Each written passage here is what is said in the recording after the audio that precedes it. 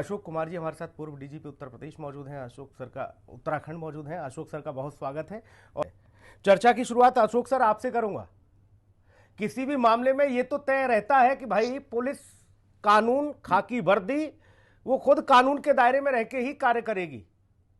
और यहां जो संभल में हुआ, उसमें जब कोर्ट का मामला आया तो उससे पहले भी ये बताया गया कि पुलिस उत्तर प्रदेश में अनावश्यक तौर पर कार्रवाई कर रही है, लेकिन कुछ मामले ऐसे हैं जो अदालत की दहलीज पर जाकर खड़े हो जाते हैं। ऐसा ही मामला संभल वाला है सर। मैं आपसे यह समझना चाहता हूं, इस पूरे घटनाक्रम को लेकर जो बताया जा रहा है कि भाई ये पुलिसकर्मी सत्ता की हनक में आकर कुछ भी करने के लिए आमदा होते हैं, ऐसा कोई प्रेशर, ऐसा कोई दबाव होता है? मुझे सिंपल सी बात है, किसी भी पुलिसकर्मी को कानून को तोड़ने का अधिकार नहीं है। जी। ठीक है। और हमें अपनी कानून की सीमाओं में ही काम करना होता है। हम्म। इसमें कोई कहीं से भी दो राय नहीं है। चाहे वो दबाव हो या ना हो, उसके बावजूद भी हर पुलिस ऑफिसर, सीधी सी बात है, उसको कानून के दायरे में ही रह करके काम करना चाहिए। हम्म। पर एफआईआर करना भी अधिकार है कानूनन। एफआईआर होने से ही ये सिद्ध नहीं हो जाता कि वो गिल्टी है। जी। ये भी मैं बताऊं, है ना।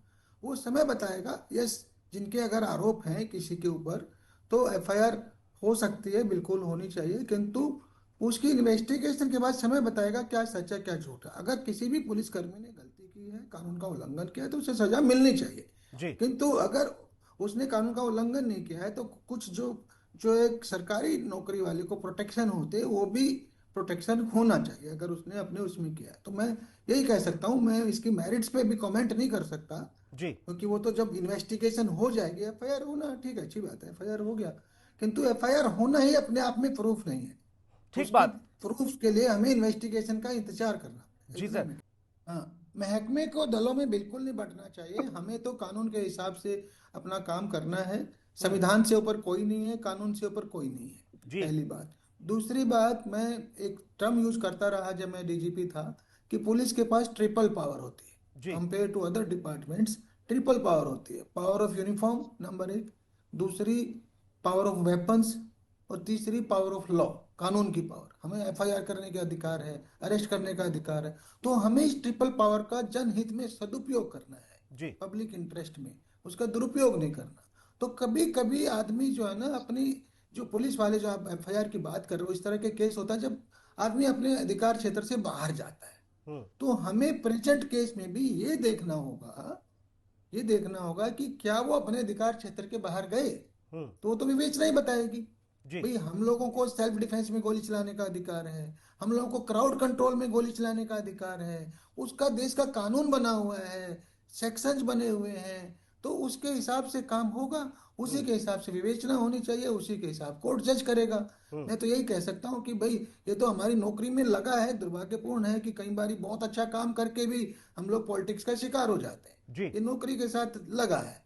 किंतु जी। जब हमने पूरी जिंदगी 35 साल पुलिस में बिताए, आपको पता ही है, 3 साल जी। डीजीपी रहे उत्तराखंड। बिल्कुल। तो अगर हम सही काम करेंगे, कानून के हिसाब से काम करेंगे, संविधान के हिसाब से काम करेंगे और पब्लिक इंटरेस्ट में काम करेंगे, फिर हमें किसी से डरने की जरूरत नहीं।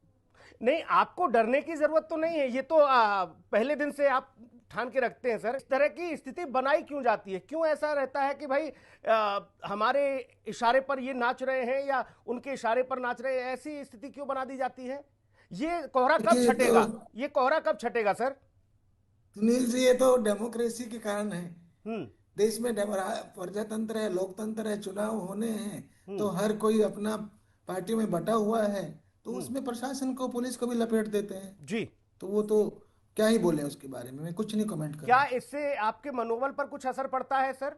एक बड़ा महकमा है करीबी कर और नीचे से लेकर ऊपर तक हर किसी को ये बात जाती है और सब अपनी ड्यूटी ईमानदारी और निष्ठा से निभाने के लिए कसम खाते हैं।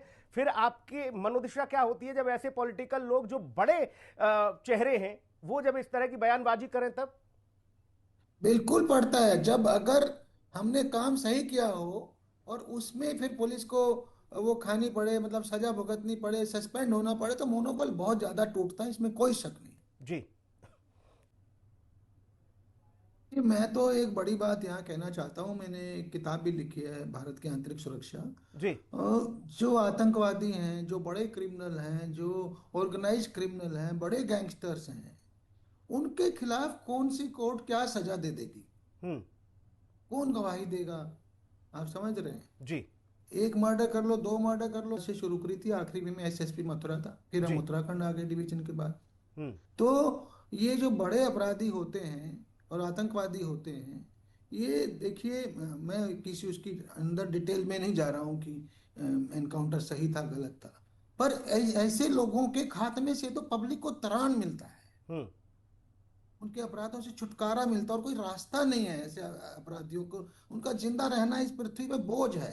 हम्म। इस तरह के जो बड़े अपराधी गैंगस्टर्स हैं, जो उनके लिए एक दो 50 लोगों की कोई फर्क ही नहीं पड़ता। हम्म। जो आतंकवादी एक एक बार में उठा के 50 लोग मार डाले हम्म। पहलगांव में, तो इसलिए ऐसे में हमारा जो जुडिशियल सिस्टम है, आपको पता ही है, पंजाब के आतंकवाद में देखा हमने, पीक पे देखा। मैं तो यूपी की तराई में काम भी किया। जी। तो सारे न्याय व्यवस्था ठप हो जाती थी। जी। कौन कौन गवाही देगा किसी AK-47 वालों के सामने? जी। तो मैं तो इतना ही कह सकता हूँ, बाकी तो आप भी जानते हैं, कानून का राज है, कानून ही चलेगा और मानवाधिकारों की रक्षा होनी चाहिए। परंतु मैं बस ये कहता हूँ, मानवाधिकारों की रक्षा सिर्फ आतंकवादी या बड़े अपराधियों की क्यों, पुलिस वालों के भी हम्म। तो मानवाधिकार है।